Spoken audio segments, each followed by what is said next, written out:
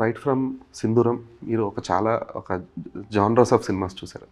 అంటే ఒక కంప్లీట్లీ ఒక రీజనల్ సినిమా, రూరల్ సినిమాస్ చూస్తున్నారు, ఒక కమర్షియల్ స్పాట్ బాయిలర్స్ సినిమా చూస్తున్నారు, అట్ ద సేమ్ టైం ఇప్పుడు పాన్ ఇండియన్ సినిమాస్ చూస్తున్నారు. సో ఈ ఎవల్యూషన్లో మిమ్మల్ని మీరు ఎలా అప్డేట్ చేసుకుంటూ వచ్చారు? ఉన్నారు, అదే స్టిల్ రిలవెంట్. ఎందుకంటే ఇన్నాళ్ళు రిలవెంట్గా ఉండడం అనేది మామూలు విషయం కాదు ఫస్ట్ ఆఫ్ ఆల్. సో మేము చూసాం చాలామంది, అంటే మీకన్నా లేట్గా ఎంట్రీ ఇచ్చిన వాళ్ళు ఆల్రెడీ కొంచెం సైడ్ అయిపోయిన వాళ్ళు ఉన్నారు. అట్ ద సేమ్ టైం మీకంటే ముందు ఎంట్రీ ఇచ్చిన వాళ్ళు కనబడకుండా పోయిన వాళ్ళు ఉన్నారు. బట్ మీరు till since 19 sorry year mention చేయను, కానీ సిన్స్ సింధూరం దగ్గర నుంచి టిల్ బాపు దాకా ఇప్పటిదాకా, సో ఈ ఇన్ని ఇయర్స్ కెరీర్లో రెలవెంట్గా ఉండడం కోసం మీరు తీసుకుంటున్న కేర్ ఏంటి? మంచి రిలేషన్షిప్ మెయింటైన్ చేయడం అందరితో. అందరు డైరెక్టర్లు అందరూ నా ఫ్రెండ్సే.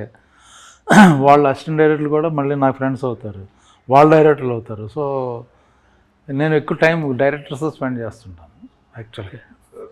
సో వాళ్ళందరూ నన్ను కాస్ట్ చేస్తారు. ఇంకో సెంటిమెంట్ ఏంటంటే, నేను ఫస్ట్ టైం డైరెక్ట్ చేసేవాళ్ళు సినిమాల్లో ఉంటే వాళ్ళు పెద్ద డైరెక్టర్లు అయిపోయారు చాలామంది.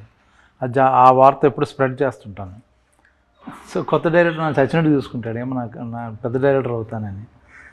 అలా అని చెప్పి ఇంకొకడు ఒక్క సీన్లో పెడదామని చూస్తాడు. అబ్బాయి మంచి క్యారెక్టర్ ఇస్తేనే ఆ డైరెక్టర్ అవుతాడు అంటాను. అలా పెద్ద లిస్ట్ ఉంది నాకు వాళ్ళ ఫస్ట్ సినిమాల్లో. అది ఎప్పుడూ చెప్తుంటాను చాలామందికి. దాంతో అందరూ నన్ను నెక్స్ట్ సినిమాల్లో పెట్టుకుంటుంటారు అది డైరెక్టర్ అవగానే. పాజిటివ్ రూమర్ అన్నమాట ఇది. బట్ ట్రాక్ రికార్డ్ అలా ఉంది. టాప్ 10 డైరెక్టర్స్ లిస్ట్ ఉంది అలాగా. అవి చెప్తుంటాను. దమ్ము కరెక్ట్ సెంటిమెంట్ అని పెట్టుకుంటుంటారు.